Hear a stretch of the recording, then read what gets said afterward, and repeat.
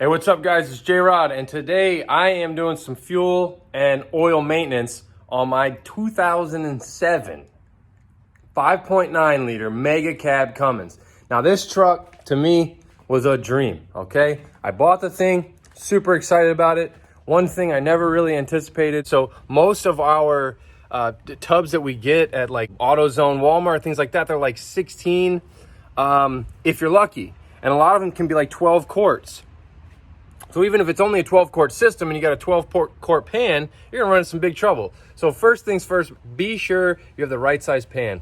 I would hate to see you go to dump this oil out and next thing you know, there's just more and more pouring and your bucket's already full. So that's first things first. Second thing second, I'll take you under the hood here, show you a couple of the key areas to take a look at every time you change the oil and pretty much every time you open the hood.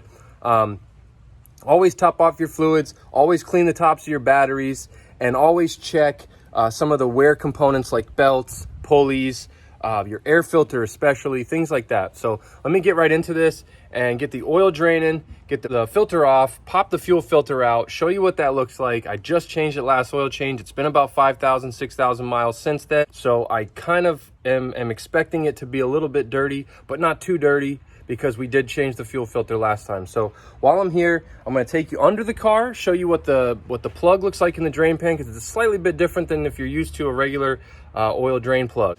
All right, so you can see I got the 3/8 ratchet in there, you know, standard ratchet. It's a 3/8. I put an extension on it. It makes it a little bit easier to crack it. And then as soon as I get it cracked,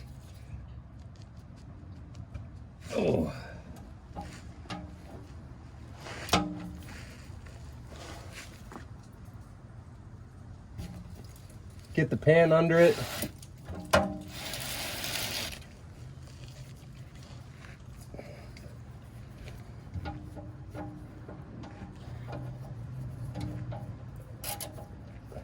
From there, you just spin it off like usual, and this is going to dump out pretty good when it comes out, so just be ready for it.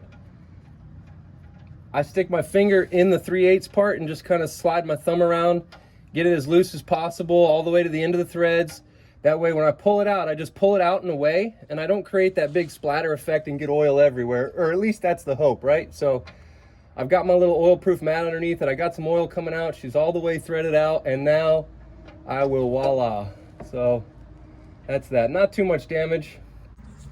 As you can see, I don't really have any major leaks. I got a little bit of a drip from the inside there, the bell housing, a little bit of fluid maybe coming back. Nothing crazy.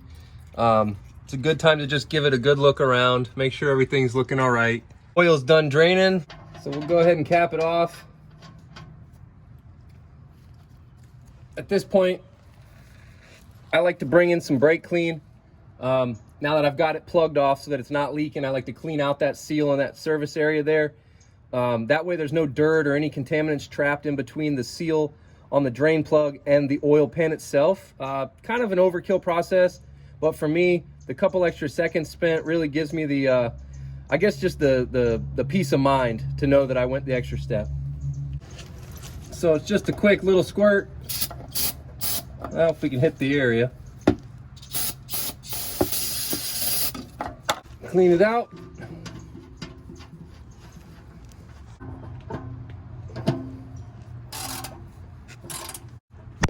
Get it tight. All right, so I'm gonna go ahead and take this filter off. I'll give you a topside view of kind of how to shimmy yourself in there. Make sure your pan's directly under this thing because it's gonna drop a little bit of oil as well. And we'll go ahead and loosen it with the tool, and then by hand we'll drop it down out of there and we'll slide in the new filter.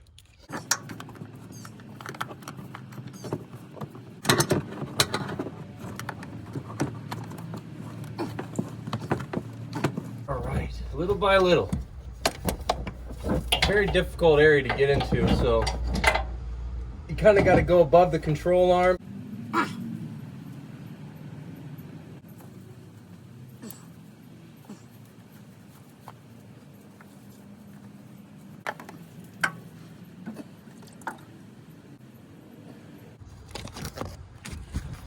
All right, so that's pretty cool. Came out. Actually, there was really no leaks with this filter, which means the person who put it on before me, which was Rob to the Rescue. I want to shout out Rob to the Rescue, one of the greatest online mobile mechanics in the Southwest Florida region. He won't go far and wide, but he'll go wide and far, folks. This is great right here. That means he put this thing on absolutely like I would have, which is really hard to do sometimes in finding a good mechanic, is finding somebody that will take the care for your car the same way you do. And fortunately, when I'm in a pinch or I'm in a bind and I can't do my own stuff, Rob to the rescue is on time always, and it's really, really an excellent benefit to have a friend and a close confidant that I trust so well to also be like a personal, on-call mechanic when needed. So he did that right. I'm gonna attempt to follow suit and see if I can do it the same. Get that thing pretty tight. It takes some elbow grease. He's got a little bit bigger guns than me, and let's see what I can do down there, because that's a tight spot and I can't quite get to it, and I don't have the extra special tools that he has. So I'm gonna do my best to get it there and get that thing screwed back up. What I wanted to do real quick, actually, before I shut this off, is show you kind of what I do, because it's just a little bit different process for everybody, but this is what I do. So 5-gallon Rotella T 1540, a little bit cheaper for me that way. I get myself a 6-quart capacity jug. I fill it up with my Lucas first. This stuff right here, ladies and gentlemen, is some of the best goo in all of the land. Best goo, all of the land. Other than my Seafoam, Lucas heavy duty oil stabilizer is a must, absolute go-to for me. Gas engines, diesel engines, I use it in everything. All right, so I've already filled up my filter with my Lucas. Essentially, I just stand my filter up, I get my Lucas out. All right, this is empty, I've already done this. But then I just pour it in real slow till I fill up that capacity of that oil filter, and then we'll go throw it on. Make sure you lube up your seal here before you do. A little oil will do it. Let's get it locked back on.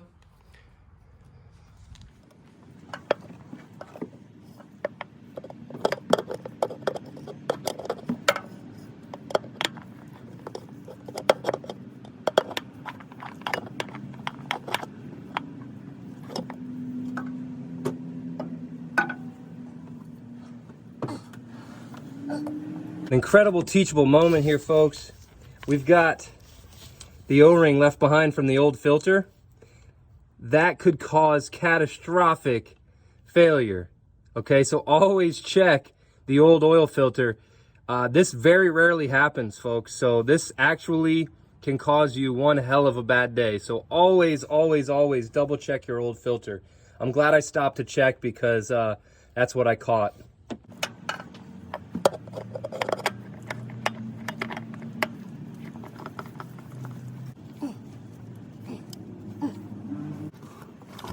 All right, so I got the oil filter tight, we got the drain plug tight. Now it's time to get back up topside and put our oil in. So I'm gonna check the oil capacity. I'll get the oil back in this, change the fuel filter in the separator here, and then we'll fire this baby up and you can hear a rattle. All right, so I'm gonna start off with 6 quarts. I absolutely know it takes more than 6 quarts, so I'm just gonna put the 6 quarts in, look up from there, figure out, make sure that I'm getting everything exactly accurate with my oil capacities, and go from there. So I love this pouring spout. It's not necessary, but it is a wonderful tool, especially if you're pouring 6 quarts or more. It just makes it easier. It's a nice pour. You get a nice smooth pour. There's no air pockets or bubbles that are making it harder than getting it in the funnel. So it's just, it's worked best for me. It's not necessary. Pretty soon I'll have them on the website, and you'll be able to buy them for, hopefully I can keep them close to about 28 bucks to 32 bucks. That's about how much they go for. So I'm gonna get a little bit better plastic, something that I think is gonna be a little bit more durable and last a lot longer, and be a little bit more portable. So we got 6 quarts at this point. Go ahead and back off my pour. I got the Lucas in there, so that's why it looks like honey. That's the good drip. So here's 6 more, that's 12 quarts total, and we'll check it and just be sure.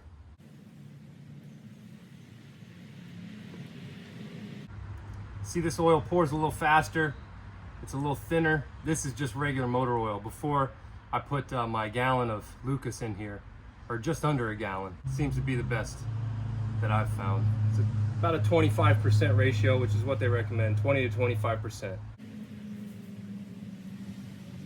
Set this up to continue draining.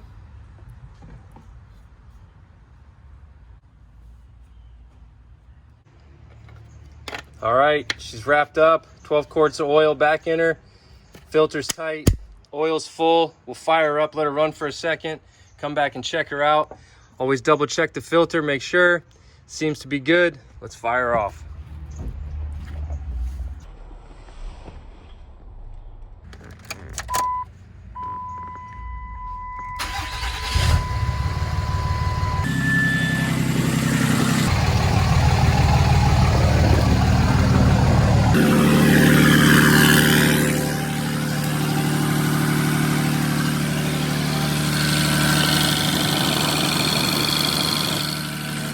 All right, she's rattling off real nice. I believe that we don't have any leaks. I'll let her run for about a minute, turn it off, check the oil, get it down in there, pop her on out, keep her close, give her a look. Looks like we're a little shy on the stick, so I'll add a little bit more, about a quart, and we'll be good to go. Get to this fuel filter. So there's a special tool for this, little socket. It makes it a whole heck of a lot easier to take this off. I'm gonna fight it here, but you kind of see the idea. It's gonna take more than one hand, unfortunately. So let me get this out and I'll just kind of show you from there. So at this point, you can see what I'm going for. I finally got something that I think is gonna work. Let me see if I can break this loose and move forward with this. All right guys, so that is what we're after. I went ahead and got it loose. I've got the oil drain pan underneath. Just double check down here because you don't want diesel going everywhere. And get your pan lined up to catch any fuel that drops. And basically you just unscrew it. I've unscrewed it all the way to where it's loose. And then my goal is to try to keep as much fuel in the bowl as I can, because I change these so frequently. I know that the fuel is pretty much clean that's in this bowl. So I can just lift this filter housing out, and once I get it out, just kind of let it drain back into the bowl, because it'll be a lot easier to start this vehicle up once I get the new filter back in. And from here, there's like a little leaning post I use, and I just kind of let it lean, and then I'll take that housing underneath the rag so I don't get diesel everywhere, and I will go change out the new filter and be back in business. So it's a real quick, easy change. I go with the expensive, the Hastings premium filters. I personally like the Hastings. We're gonna match this filter up, make sure that it's the right filter. Basically, what you see is what you get. Just double check your filter. You can tell this one's actually a little beefier, quite a few more fins. That's gonna just be a better fuel filter in general. You know, cheap maintenance parts, no big deal, you can use them, but in my eyes, it's best to use, you know, you spend $4 extra, and I mean, just look at the difference in filter. The core of this filter is very similar, minus the fact that you have much more paper in here to get out those fine particulates and any other contaminants that could hurt your injector. All right, so basically with this, it takes two hands, but they're just plastic tabs inside here. So you're just gonna wanna kind of pop that off. I'm gonna do my best here to see if I can get you guys to see this, but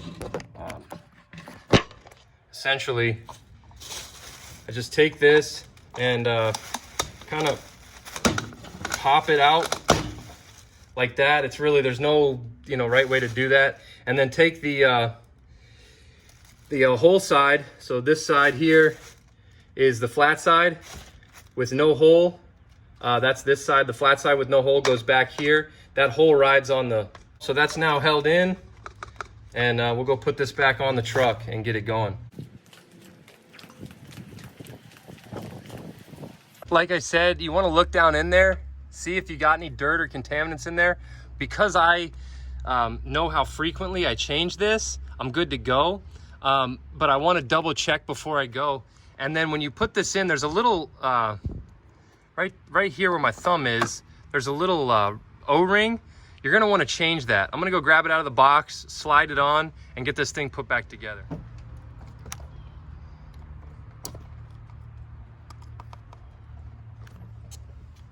So you just want to lift it up out of there, pull it out, discard that, get your new one, slide it on, and in the same spot replace it, and just kind of ride it around, making sure that it does get down in that groove. I've seen guys put it on before it's in the groove, and that can cause you a whole heck of a lot of pain there. Make sure it's slid down in all the way around.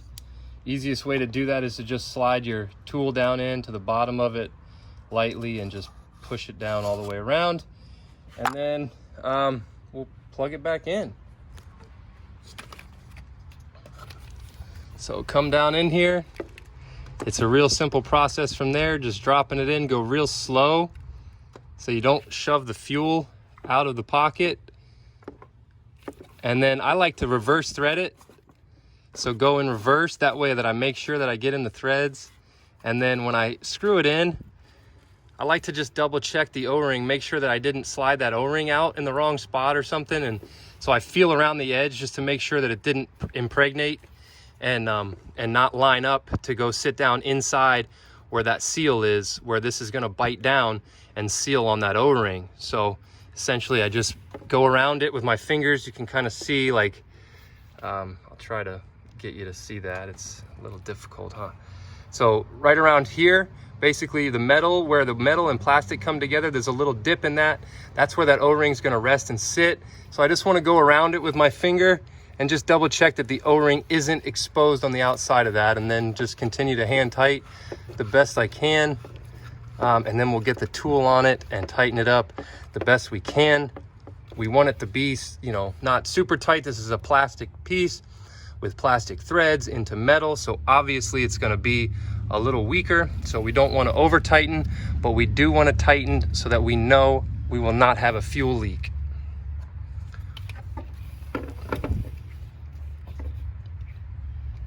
Put the tools back to it. We'll get it tightened up and I'll bring you back. All right, guys, I got the yellow lines. It's tight. Everything's set up. I got my oil in and back. I checked my oil. It's at level. We're gonna go dump this dirty oil and we're gonna recycle this oil. It's very important that we follow the environmental standards as mechanics and be good stewards and dispose of this stuff properly. I'm gonna clean up my mess. I'm gonna clean up my batteries, and I'm gonna get this thing fired up and ready to roll out of the shop and back on to the job site. Quick little battery clean here. Gotta use my best CRC. Get in here. It's a yellow, so you can really see where the acid stands out. You can kind of see where my caps are leaking here. That purple is actually battery acid. So I just spray it on, I let it sit for a minute, and I just come through with a towel, wipe it off. So after my cleaner, I hit it with my protector, shake it up, and I just spray my terminal, and I hit the battery just a little bit. Not necessary. I prefer it. I'd rather this catch the dirt and let it sit on the case and ground out the case. So there you go. That's it. Hit the terminal. So I appreciate you guys tuning in. Again, this is J-Rod's Customs. I'm trying to bring you some of the crisp footage some of the best, most crisp footage that I can. It's coming direct to you live from the iPhone 11. You know, I do the best I can here at my garage. This is a home garage repair place. I don't do anything too crazy anymore. I've kind of given up on the big, the big projects. I'm just kidding. But we're doing an all-over Jeep right now, which it's kind of cool. So tune in for that. I'm going to, not really making too much of a video about that. But, I'll show you the before and after. I got a bunch of pictures and stuff like that on Instagram. So subscribe, share, like my stuff, comment. Let's engage, guys. I'd love to help you with anything. I put my email on the page, so you can literally email me and ask me any question. I got a lot of diagnosis experience, got a lot of electronic diagnosis experience, ghost noise experience. So, I've kind of been through a little bit of everything and pretty much every make and model. I'm not so much an import guy, but just, common knowledge in the brain. I do know a little bit about a lot of things. So just engage, talk to me, ask me your questions. I'd be more than happy to give you everything I got. And, just keep having fun with these cars, guys. Like I said, this is up to us to keep them on the road. So let's do it. Let's have fun, and let's enjoy the process, right? We'll see you guys on the other side. Thanks for tuning in. Take care.